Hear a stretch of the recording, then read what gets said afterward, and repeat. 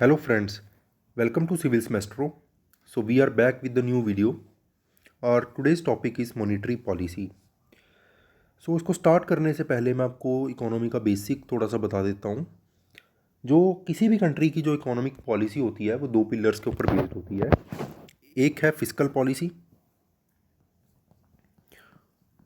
और दूसरी है मॉनेटरी पॉलिसी।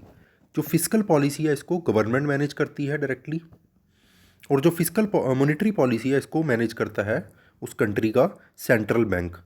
जैसे इंडिया के केस में कौन सा है सेंट्रल बैंक? आरबीआई। क्लियर। अब फिस्कल पॉलिसी जो है इसमें क्या होता है? फिस्कल पॉलिसी में मेनली गवर्नमेंट जो है उसका जिसको जो रेवेन्यू है वो कहाँ से आ रहा है, रेवेन्यू के सोर्सेज क्या हैं, गवर्नमेंट जो है उस रेवेन्यू को कहाँ पे स्पेंड करती है, पब्लिक एक्सपेंडिचर आ जाएगा। गवर्नमेंट के पास पैसा कम पड़ रहा है, गवर्नमेंट लोन ले रही है, जो गवर्नमेंट लोन दे रही है, ये सारी चीज़ें किसका पार्ट हैं? फिस्कल पॉलिसी का, जो इकोनॉमी उस कंट्री की इकोनॉमी को मैनेज करने के लिए इंपॉर्टेंट है।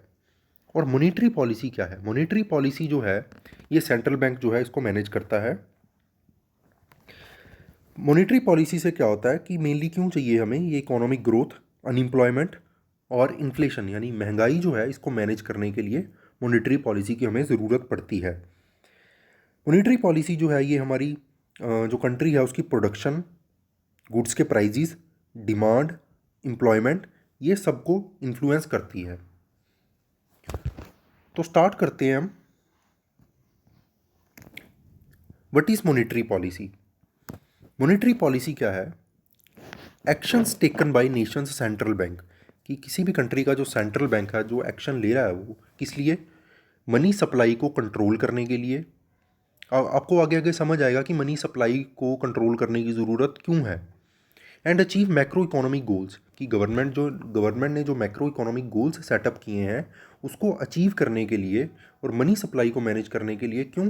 ताकि सस्टेनेबल इकोनॉमिक ग्रोथ जो है वो हो सके। क्लियर। अब दो तरह की होती है, एक होती है एक्सपेंशनरी, एक होती है कॉन्ट्रैक्शनरी। एक्सपेंशनरी में क्या होगा? एक्सपेंशनरी में जो मनी की सप्लाई है वो बढ़ा दी जाती है।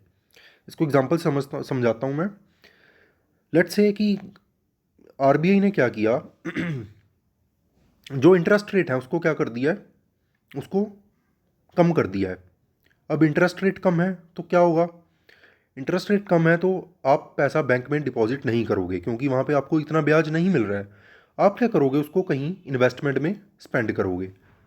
क्या करोगे? इन्वेस्ट करोगे उस पैसे को। अगर इंटरेस्ट रेट कम है तो आप इन्वेस्ट करोगे तो मनी सप्लाई क्या होगी? बढ़ेगी। Clear.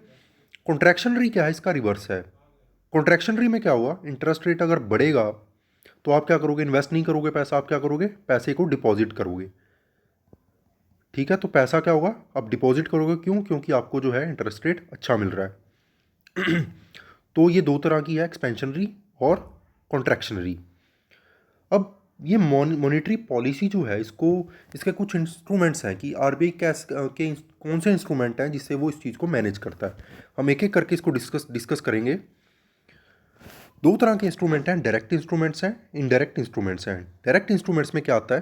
Cash reserve ratio, statutory liquidity ratio. Indirect instrument में क्या आता है? Repo rate, reverse repo rate, bank rate, open market operation, marginal standing facility and market stabilization scheme. Clear. इसको लैबोरेटली पढ़ते हैं हम। कैश रिजर्व रेशो जो है ये फिक्स्ड परसेंटेज है net demand and time liabilities, कि यहाँ पे मतलब आपका जितना भी बैंक डिपॉजिट है चाहे वो जो है नेट डिमांड्स की फॉर्म में है चाहे वो लाइबिलिटीज़ टाइम लाइबिलिटीज़ के फॉर्म में है। क्लियर। वो बैंक जो है वो उसमें से कुछ कुछ जो उसका पोर्शन है वो आरबीआई के साथ जो है उसको डेली बैलेंस पे मेंटेन करता है। मतलब बैंक जो है मान लो उसके पास 100 रुपीज़ डिपॉजिट आया, बट 100 रुपीज़ में से आरबीआई क्या बैंक क्या करेगा, कमर्शियल बैंक क्या करेगा, वो 30 रुपीज़ आरबीआई के पास रिजर्व रख देगा। तो वो जो 30 रुपीज़ हैं वो क्या हुआ? Cash reserve ratio. Clear. Then statutory liquidity ratio.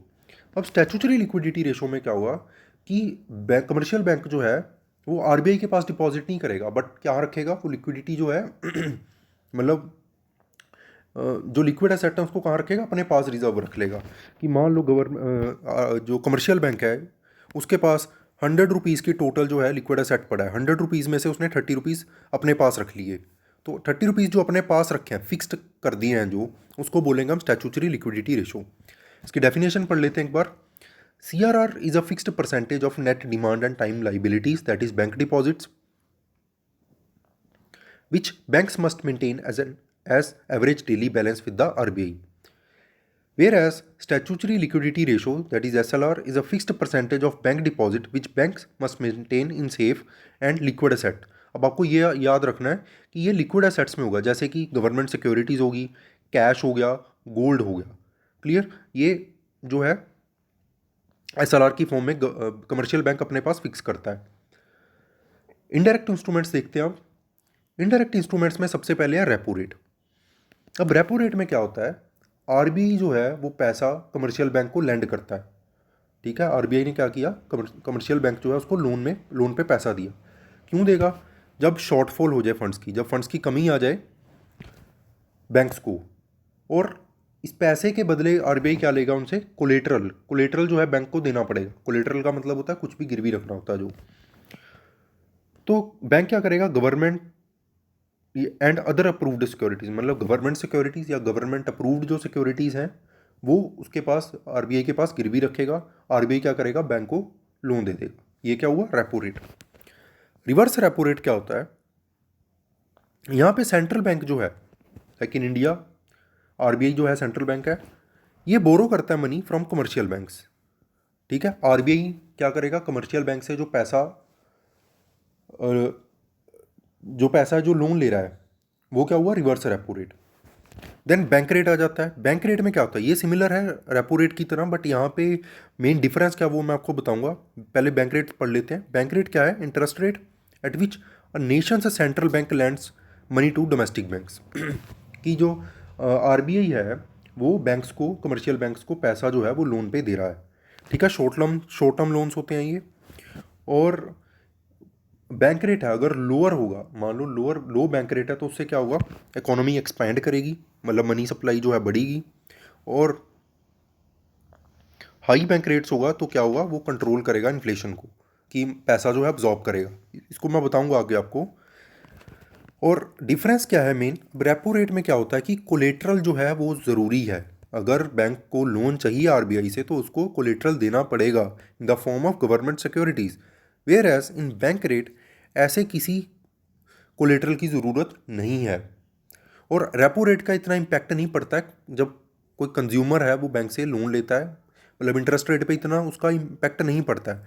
But bank rate जो है इसका इम्पैक्ट बहुत पड़ता है, कि आप जो बैंक से लोन ले रहे हो जिस रेट ऑफ इंटरेस्ट से, या आपके जो डिपॉजिट्स हैं उसके ऊपर जो आपको इंटरेस्ट रेट मिल रहा है वो मेनली डिपेंड करता है बैंक रेट के ऊपर।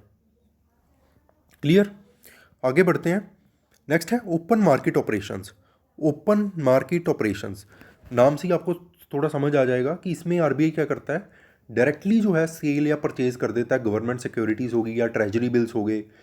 ठीक है, अब गवर्नमेंट की होती है, आपने याद रखना है, आरबीआई जो है गवर्नमेंट की तरफ से सिक्योरिटीज़ को ओपन मार्केट में सेल या परचेज करता है। किस लिए? ताकि मनी सप्लाई को जो है इकोनॉमी में रेगुलेट किया जा सके। इसका एग्जांपल मैं आपको देता हूँ। मान लो गवर्नमेंट को पैसा चाहिए, किसी भी काम के लिए पैसा चाहिए, तो गवर्नमेंट क्या करेगी, या इसको एक हाइपोथेटिकल एग्जांपल लेते हैं। मान लो गवर्नमेंट को थर्मल पावर प्लांट लगाने के लिए पैसे की ज़रूरत है, तो गवर्नमेंट जो है आरबीआई को कहेगी कि हमें पैसा चाहिए। आरबीआई क्या करेगा, गवर्नमेंट की तरफ से बॉन्ड्स इशू करेगा, ट्रेजरी बिल्स इशू करेगा। इस बिल्स में क्या होगा कि आरबीआई ने मान लो बिल इशू कर दिया है, उसमें आपको बोला जाएगा कि आपको इतने परसेंट जो है रेट ऑफ इंटरेस्ट पे करेंगे। तो कंज्यूमर क्या करेंगे, इसको परचेज करेंगे। अब कंज्यूमर को इससे बेनिफिट क्या है कि आरबीआई के वो क्यों खरीदेगा, कि जो गवर्नमेंट सिक्योरिटीज़ है उसको परचेज करने का क्या बेनिफिट है।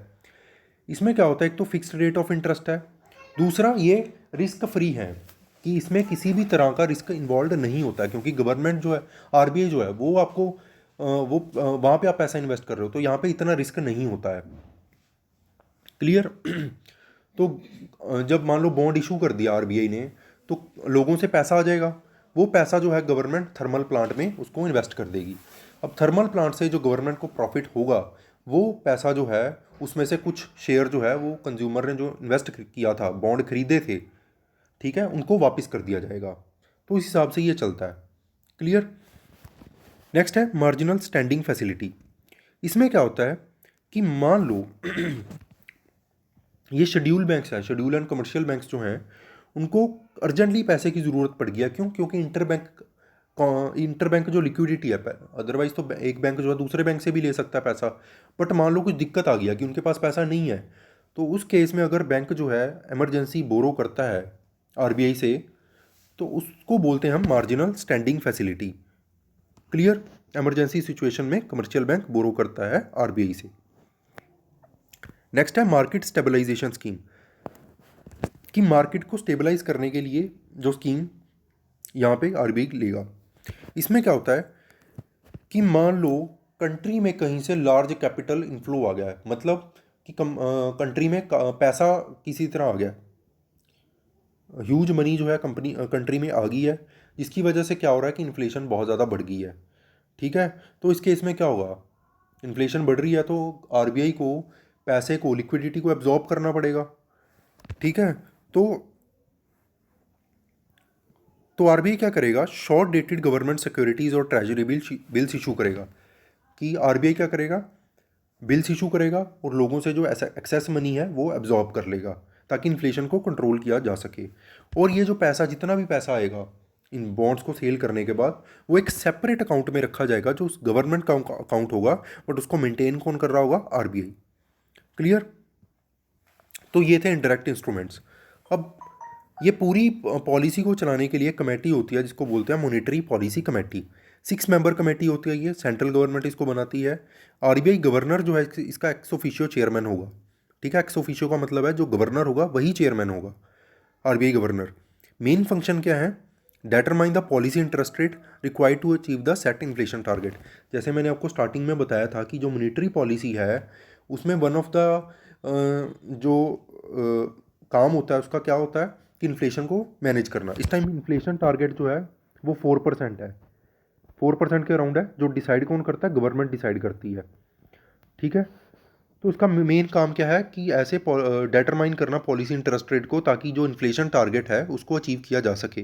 Then each member of MPC जो है मॉनेटरी पॉलिसी कमेटी का, उसके पास एक वोट होती है। बट जहाँ पर इक्वालिटी हो जाए वोट्स की, क्लैश हो गया, मतलब मान लो 4% प्रेजेंट थे, चारों ने वोट किया, दोनों ने अलग अलग वोट किया, मतलब दो वोट्स हो गई हैं, तो वहाँ पे टाई हो जाएगा। तो इस केस में गवर्नर जो है उसके पास कास्टिंग वोट है। Clear. Then once in every 6 month, हर 6 मंथ के बाद आरबीआई जो एक पब्लिश करता है डॉक्यूमेंट जिसका नाम है मॉनेटरी पॉलिसी रिपोर्ट, जिसमें 2 चीज़ें एक्सप्लेन की जाती हैं। एक, सोर्स क्या है इन्फ्लेशन का, कि अगर महंगाई बढ़ रही है तो क्यों बढ़ रही है। दूसरा, आगे जो आने वाले 6 से 18 महीने होंगे, 6 से 18 मंथ्स होंगे, उसमें इन्फ्लेशन का फोरकास्ट क्या रहेगा, कि इन्फ्लेशन कैसी रहेगी। ये सारी जो चीज़ें हैं ये मॉनेटरी पॉलिसी रिपोर्ट में आरबीआई बताती है। सो आई होप आपको ये लेक्चर समझ आ गया होगा। आपका कोई भी डाउट है इस लेक्चर के रिगार्डिंग, आप हमें कमेंट सेक्शन में बता सकते हैं। इसके अलावा अगर आपको कोई भी टॉपिक और समझना है तो आप हमें वो भी कमेंट करके बता सकते हैं। एंड हमारा टेलीग्राम चैनल भी है सिविल्स मैस्ट्रो के नाम से, आप जिसका लिंक आपको इस वीडियो के डिस्क्रिप्शन में मिल जाएगा, आप उसको ज्वाइन कर सकते हैं, जहाँ पे हम डेली जो है प्रीलिम्स पर्सपेक्टिव से जो है क्विज़ कंडक्ट करवा रहे हैं, और बाकी जो इन्फॉर्मेशन है इंपॉर्टेंट वो भी वहाँ पे डिस्कस की जाती है।